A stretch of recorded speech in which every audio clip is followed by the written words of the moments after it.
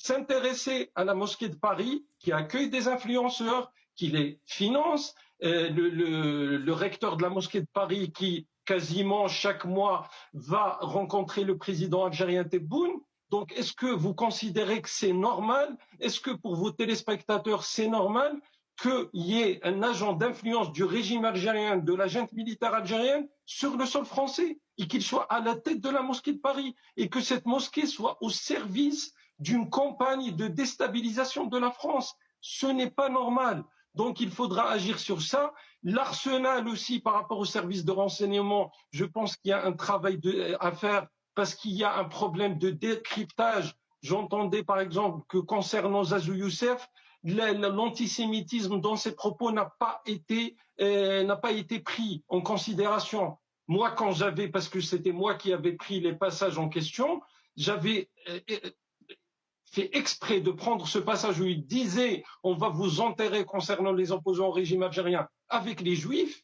Si ça, c'est pas de l'antisémitisme, si ça doit pas être qualifié comme cela, c'est qu'il y a un problème de décryptage à la fois de la justice, des services de renseignement, des services de sécurité qui font un grand travail, mais vu les milliers de menaces, d'attaques, de propos antisémites, bien sûr, il faudra aussi agir autrement au niveau de la législation. Il faudra que la classe politique française, notamment, moi je vois par exemple l'extrême gauche et parfois aussi la gauche, qui ne réagit pas. Pour eux, ce qui se passe, c'est tout à fait normal. Pour eux, il y en a qui avaient qualifié l'Algérie de Mecque des révolutionnaires et de la liberté.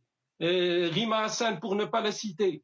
Donc, est-ce qu'elle peut nous dire, est-ce qu'elle peut nous expliquer comment un parlementaire français peut qualifier un régime militaire comme le régime algérien qui emprisonne en ce moment Boualem Sansal, un très grand écrivain francophone, juste pour avoir exprimé des idées qui emprisonne des centaines d'Algériens, de jeunes que je connais personnellement, et elle dit mec des révolutionnaires et de la liberté. Donc c'est à la classe politique française aussi d'assumer, de sortir de l'aveuglement et de sortir aussi parfois de la complicité, souvent de la complicité de la gauche et de l'extrême gauche avec le régime algérien.